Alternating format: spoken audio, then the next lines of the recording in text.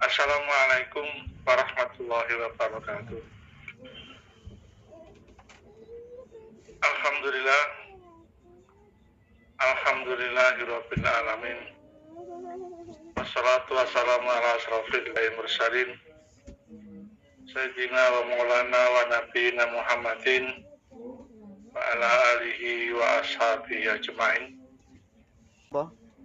Para ustaz semua yang dirahmati Allah, alhamdulillah pada malam hari ini kita bisa ketemu.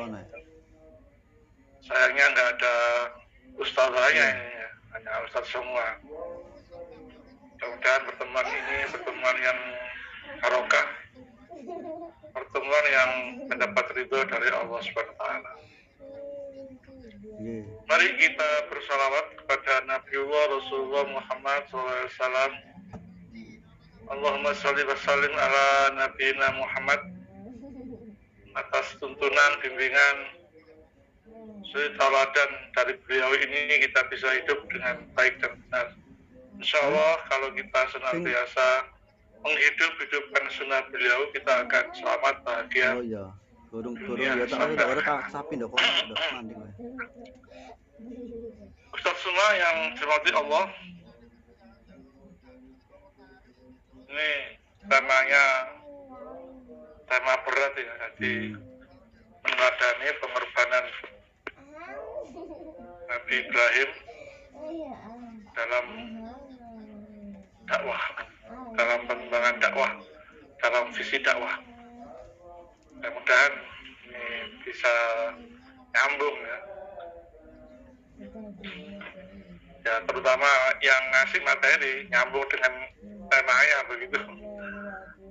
Karena sesungguhnya Rasulullah sendiri itu nggak berani ngapa-ngapain di hadapan Nabiullah Ibrahim alaihissalam. Dia memposisikan sebagai sesuatu yang hanya setitik noktah doa dalam sebuah ceruk yang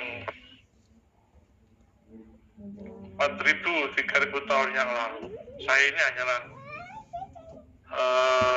sebuah doa yang pernah dipanjatkan oleh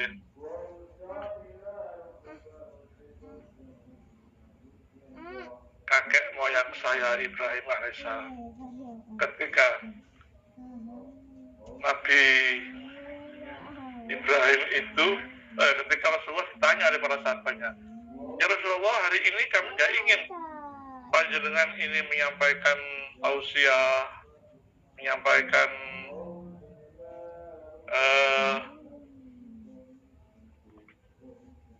pembinaan, menyampaikan ayat-ayat dan seterusnya. Kami hanya ingin bertanya pada engkau, sesungguhnya siapa engkau ini? Kemudian Rasulullah mendongak ke atas, menjangkau sebuah masa yang kayak jauh sekali begitu, sehingga beliau berkata, aku ini bukan siapa-siapa, aku ini hanyalah sebuah doa yang pernah dipanjatkan oleh kakek moyangku dulu, yaitu Nabiullah Ibrahim alaihissalam. Sehingga beliau itu ikhtiramnya kepada Nabi Ibrahim itu luar biasa, sehingga beliau merasa bukan apa-apa, hanya sebuah nokta doa yang pernah dilantunkan oleh Nabi Ibrahim alaihissalam. Makanya kemudian bagaimana yang kita ketahui, salawat yang dituntunkan oleh Rasulullah itu dinamai salawat Ibrahimiyah, bukan salawat Muhammadiyah begitu. Para semua yang dirahmati Allah, jadi kita akan membahas sebuah tema yang bagi saya luar biasa.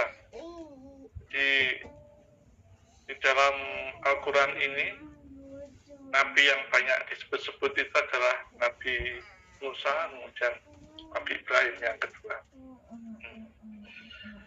Dan semua itu merujuk pada sebuah ayat yang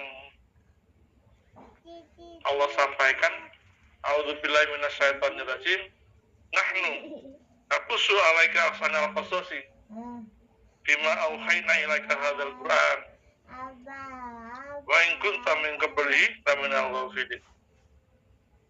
Kami telah mengkisahkan kepadamu ahsanal qasasi, sebaik-baik kisah, sebaik-baik sejarah, dengan mewahyukan Al-Quran ini, sehingga kita paham. Wa mau'izatun wa dzikra lil mu'minin wa qul naqussu 'alaika min anba'i rasul, dan seluruh kisah-kisah yang aku sampaikan kepadamu dari kisah nabi-nabi itu, dari kisah rasul-rasul itu, tidak lain adalah manusabbitu bi fu'adak, hanyalah untuk meneguhkan, menguatkan hatimu. Wa ja'aka fi hadhil haq, yang dengan demikian itu akan mendatangkan kebenaran yang hak, yang kebenaran yang hakiki.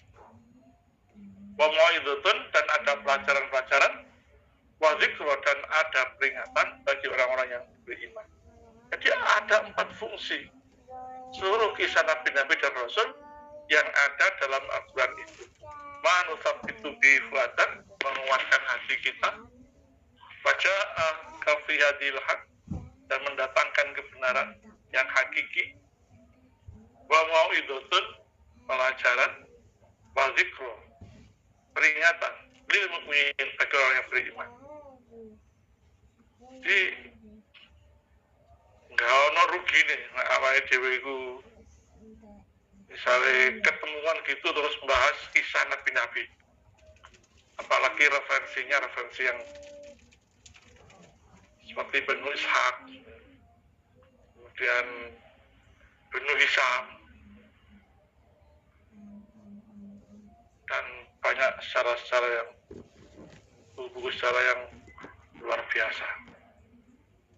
Ya, kalau bagi seorang pergerakan, seorang yang aktivis pergerakan, ya minimal kita itu memahami fiqh sirah dari Ramadan Al-Buti, ya, minimal begitu, untuk mengambil fiqh sirahnya, sehingga kita sangat paham dengan nilai-nilai sejarah dan maknawinya nilai-nilai itu untuk aktivitas kita sebagai seorang dai. Para semua yang diberkati Allah, kita masuk pada pembahasan kita tentang Nabi Ibrahim. Jadi kalau kita melihat sejarah ibadah tertua di muka bumi ini, wabil khusus sejarah dari ibadah para nabi-nabi itu, ada 3 ibadah yang setiap nabi itu mensyariatkannya, sejak Nabi Adam sampai Nabiullah Muhammad SAW. Yang pertama adalah sholat, ya, sholat. Yang kedua adalah siam, puasa. Yang ketiga adalah kurban. Hampir semua nabi-nabi itu mensyariatkan 3 ibadah ini. Hanya bukan hampir ya, semua nabi-nabi itu mensyariatkan 3 ibadah ini. Hanya kaifiat dan fikih aja yang berbeda. Termasuk saat ini ibadah kurban yang kita lagi laksanakan di hari-hari sekarang.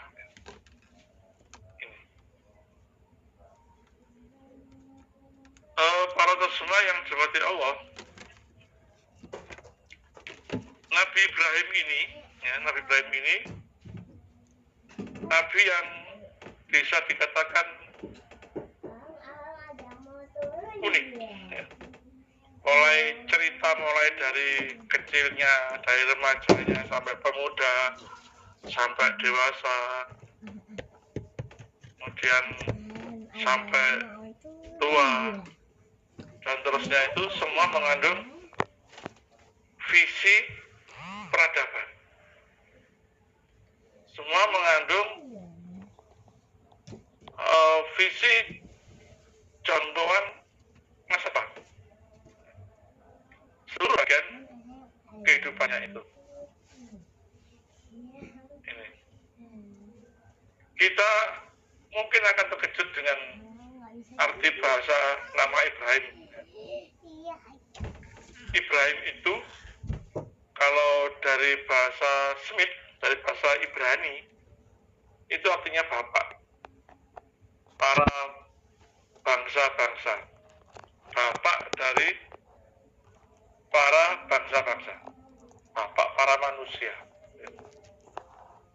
Makanya kemudian kalau Nabi Ibrahim dapat gelar Abul Anbiya itu ya sangat pas, sangat relevan, karena arti bahasa sononya, bahasa Smithnya, bahasa asal usul Nabi Ibrahim itu begitu.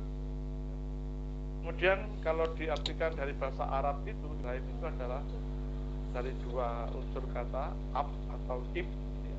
Kemudian dan rahmat, rahim. Jadi bapak yang penuh dengan kasih sayang. Itu kalau dari kata ab itu abi dan rahmat. Kalau dari kata ib, ya mungkin ibadur rahman begitu. Kalau kami mentadaburi dari akhir surat ibadur rahman itu, ya, di surat itu kan menjelaskan tentang 11 ciri-ciri hamba Allah yang maha pengasih dan penyayang. Hamba Allah dari yang maha pengasih dan maha penyayang. Dan kita tahu bahwa Nabi Ibrahim itu kan dapat gelar Khalilullah. Khalilullah, sahabat terkasih Allah. Nah, ada semacam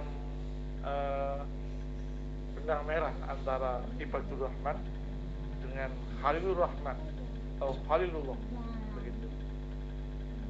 Dan di situ ada satu doa itu mengandung doa peradaban. Rabbana hab lana min azwajina wa dzurriyyatina qurrata a'yun waj'alna lil muttaqina imama. Ini doa peradaban, doa dakwah, doa regenerasi.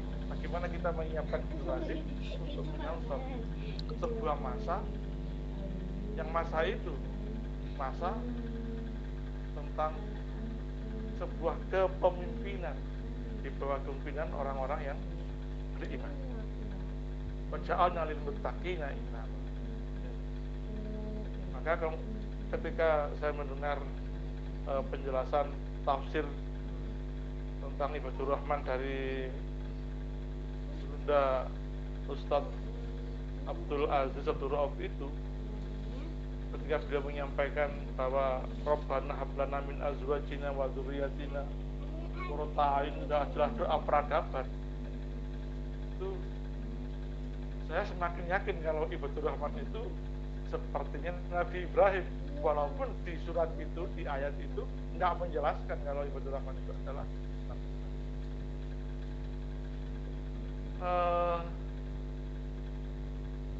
Kalau semuanya seperti Allah. Jadi kalau kita melihat kumpulan kisah-kisah Nabi Ibrahim ya, yang ada di surat Al-Baqarah, ya,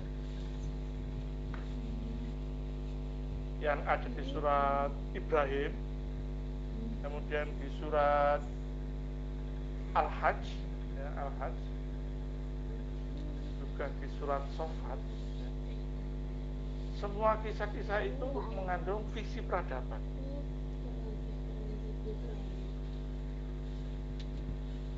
Bahkan apa yang dikatakan oleh Rasulullah bahwa aku ini hanyalah sebuah nokta doa dari kakek moyangku Ibrahim itu.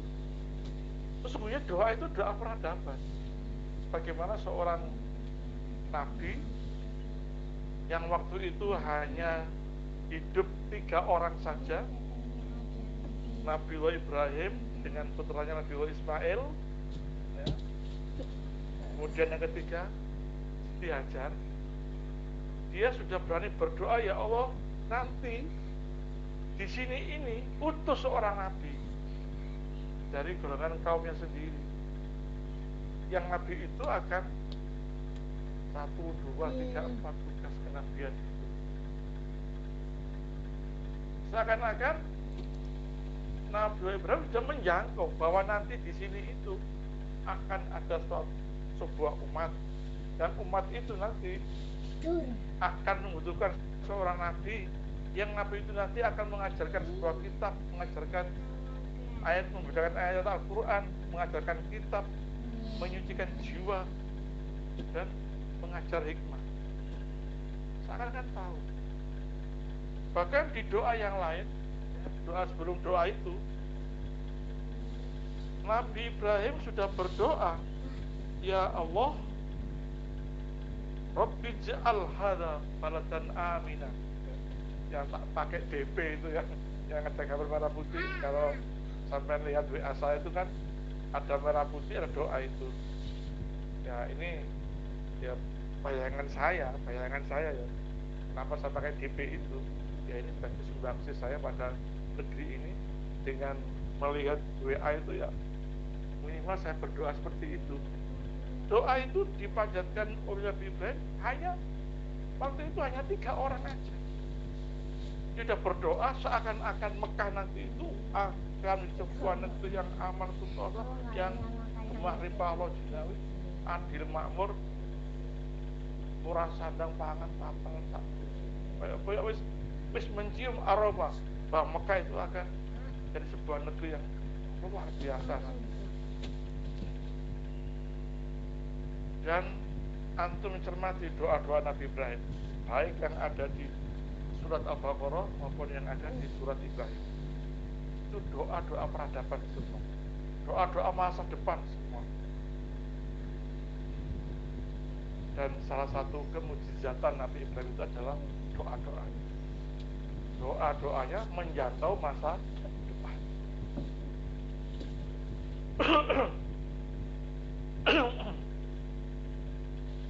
Para pemirsa semua yang dirahmati Allah, jadi itu kalau telinga itu Tindek.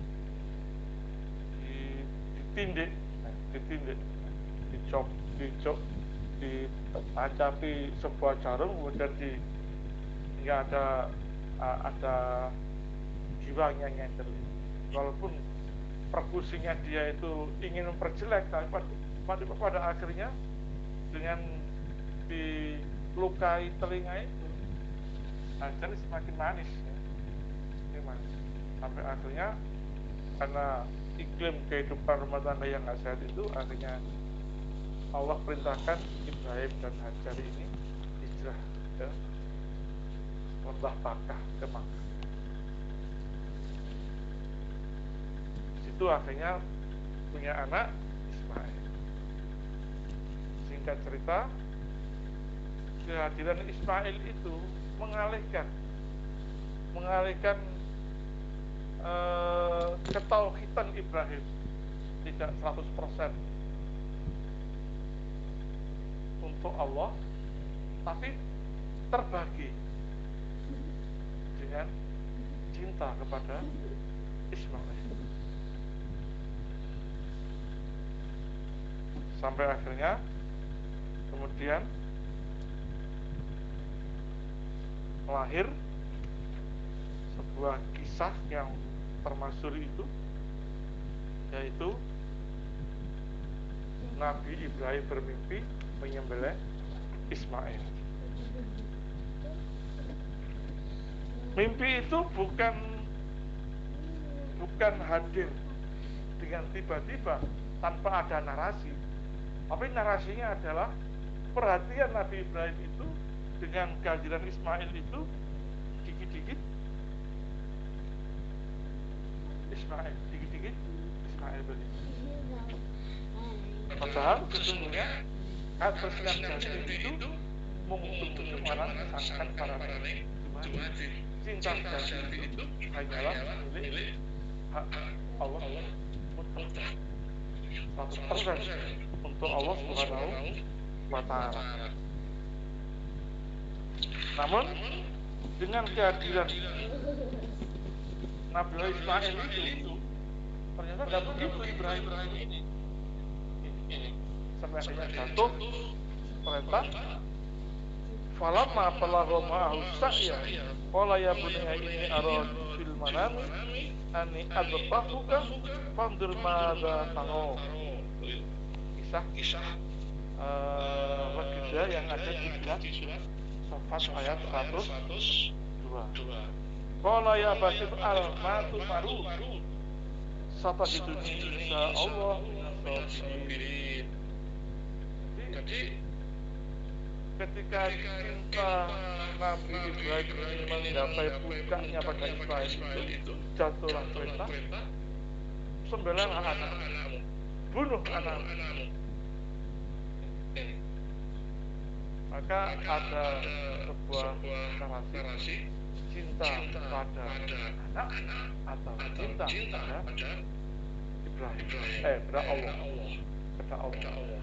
Maka Ibrahim ini dengan 3 kali bermimpi yang sama itu mengambil satu kesimpulan, maka Ismail harus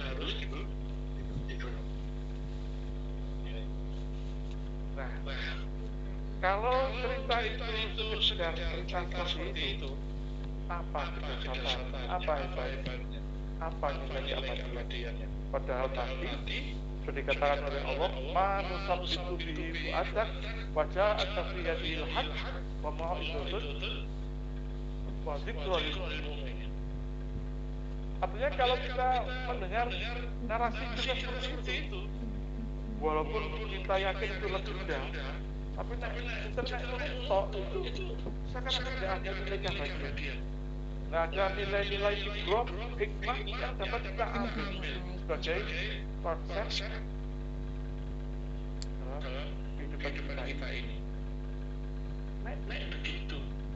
Barangkali kalau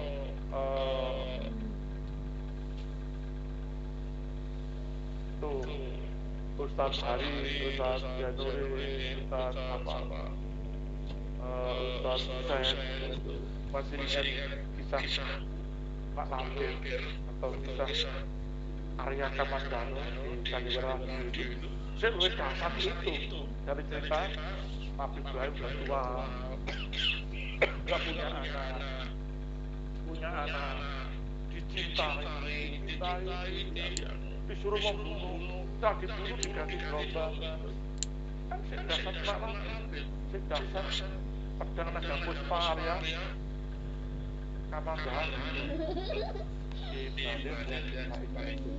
Maka sudut pandang kita memahami kisah itu haruslah beda dengan sudut pandang aksana filosofi sebaik-baik kisah. Dengan sudut pandang manusia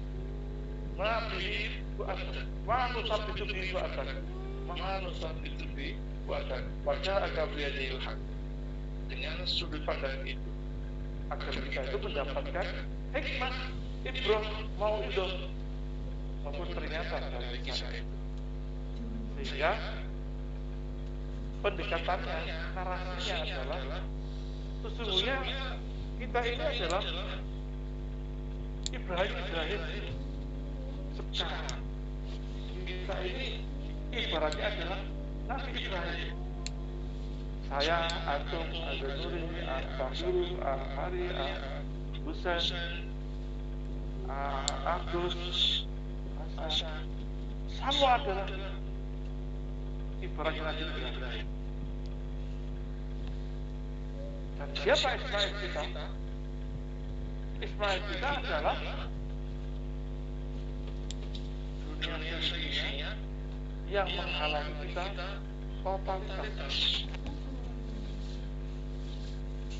Takfur pada Allah Subhanahu wa Ta'ala. Itu bisa berupa diri kita sendiri, jabatan kita, kedudukan kita, rupa kita, harta kita, istri kita, anak-anak kita, kendaraan kita, piaraan kita.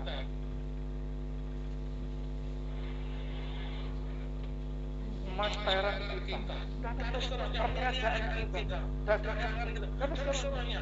Semua isi dunia ini yang menghalangi kita dekat dengan Allah, yang menghalangi kita cinta total pada Allah, itu adalah Ismail kita. Hanya disebutkan bunuh anakmu. Artinya semua yang menghalangi kita itu untuk mencintai Allah, untuk dekat pada Allah, untuk yakin pada Allah, harus kita singkirkan, harus kita bunuh. Dan itulah kemudian lahir sebuah syariat kurban. Dari kata koroba yang kurban, dekat, sedang mendekat, dan mendekat. Artinya bahwa ketika kurban itu diartikan proses mendekat, maka sungguh binatang ternak yang kita sembelih di hari nahar dan tasrek itu adalah bukan darah dan dagingnya yang sampai pada Allah, tapi nilai ketakwaan kita yang sampai pada Allah. Sebagaimana surat Al-Hajj ayat 37.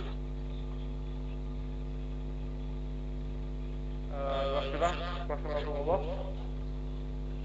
Jadi begitulah ya, kita memahami tentang dimensi kurban. Kalau dalam Syekh Nizami dengan karya monumentalnya Laila Majnun itu, di atas tinta itu ada pengorbanan. Di atas tinta ada pengorbanan. Padahal cinta kita ini belum sampai pada derajat kita itu adalah benar-benar mencintai Allah Subhanahu wa Ta'ala. Apalagi kita contoh, baik visi misinya, ideologinya, karakternya, nek cara Jawane wahing watuke, itu bisa dicontoh. Itu sesuatu hasan, dan itu hanya ada pada dua sosok, yaitu Nabiullah Ibrahim alaihissalam dan Nabiullah Muhammad SAW. Dengan kedua hasanah itu lebih aplikatif. Kita hanya diminta mencontoh salah satu dari keutamaan, dari akhlak, dari ajaran, dari kepemimpinan yang dimiliki oleh para nabi-nabi. Dan boleh jadi kedua hasanah itu ada pada diri kita. Kita bisa mencontoh misalnya pada sosok seseorang yang memang bagus ke pimpinannya, boleh itu khutbah. Jadi pengorbanan yang agung dari seorang dai, karena visi dakwah itu sepanjang hayat, cita-citanya juga madal hayat, sepanjang hayat, ikhtiarnya sepanjang hayat, dan seterusnya. Nah, oleh karena itu, marilah kita benar-benar meneladani Nabiullah Ibrahim alaihissalam yang punya visi peradaban menjangkau masa depan. Dan saya sangat bersyukur bahwa apa yang sudah dilakukan IKAD itu satu wabut dan tetap harus diingat bahwa bergerak itu barokah, al-harokah al-barokah. Gandengan dari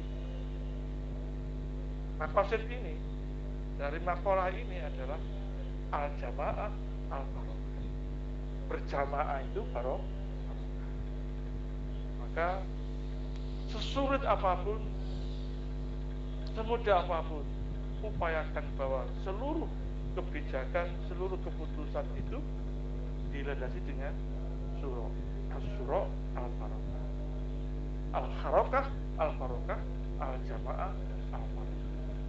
Barangkali itu yang bisa kami sampaikan. Lebihnya mohon maaf. Aku qouli hadza astaghfirullah lakum innahu huwal ghafurur rahim. Wassalamualaikum warahmatullahi wabarakatuh.